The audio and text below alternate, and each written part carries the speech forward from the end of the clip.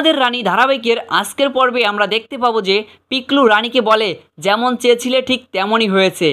আনিশা তন্ন তন্ন করে আমায় খুঁজছে, আর সবাই জানে তুমি মরে গেছো। তখন রানী বলে, এইবার শুরু হবে আসল খেলা। এতগুলো বছর ধরে আনিশাতে নিজেকে আড়ালে রেখে দিবি, ব্যাটিং করে যাচ্ছিল, তোমাকে অন্যায়ভাবে ব্যবহার করেছে। খেলা এবার আমার দান দেওয়ার সময় এসেছে। ওকে আমি শাস্তি দেব, এমন শাস্তি দিব গানের নামটা ও সারা জীবন মনে থাকবে। অন্ধকারে ঢেকে যাবে মাথা, তুলে দাঁড়ানোর সাহস পাবে না। তখন পিকলু বলে, আমি জানি না আমি তোমার অনেক বড় ক্ষতি করেছি, কিন্তু তুমি বিশ্বাস করো আমি অজান্তেই করে ফেলেছি। আমি অনেক বড় পাপ করেছি, কিন্তু সেই দেখো তুমি আমাকে এত বছর চিকিৎসা করে সুস্থ করে তুলেছো। রানী তুমি যা বলবে আমি তাই করব। তখন রানী বলে, আশা আর মনে অস্থিরতা তৈরি করতে হবে, প্রতি মুহূর্তে আনতে ভয় পায়। ওভাবে এখন কোথায় আছে, এবার ভাববে কে নিয়ে ঘর বাঁধার প্ল্যান করেছে, সেটা পিকলুর জন্য ভেঙে যাবে না তো। এরপর পিকলু আলিশাকে ফোন করে আর বলে, পিকলু বলছি।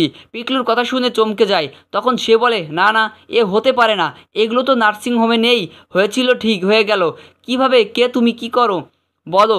তখন কি বলে জানিস, আমি বলছি যে পিকলুর মাধ্যমে নিজের জীবন নষ্ট করে দিয়েছিলে, আমি সেই পিকলু। কি হলো, ভয় পেলেন নাকি? তখন আলিশা বলে, বেশি বাড়াবাড়ি করো না পিকলু, তুমি ভালো করেই জানো আমি কি করতে পারি আর পারি না।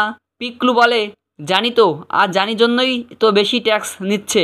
আর বেশি দেখলে কি হয় সেটা আপনিও জানেন, টাকার অঙ্কটা বেড়ে যায়। আমার 2 কোটি টাকার প্রয়োজন। টাকাটা কবে, কোথায়, কীভাবে আমার কাছে পৌঁছাবে সেটা পরে আপনাকে জানিয়ে দিব। পিকলুর এসব কথা শুনে আমি অনেক ভয় পেয়ে যাই, আর পিকলুকে টাকা দিতে রাজি হয়ে যায়। এদিকে জানি পিকলু আর আনিসের ফোনের কথা সব রেকর্ড করে নেয়। এদিকে আনিশা পাগলের মতো ছটফট করতে থাকে। তো দর্শক হয়েছিল তোমাদের এই ধারাবাহিকের আজকের আপডেট পর্বটি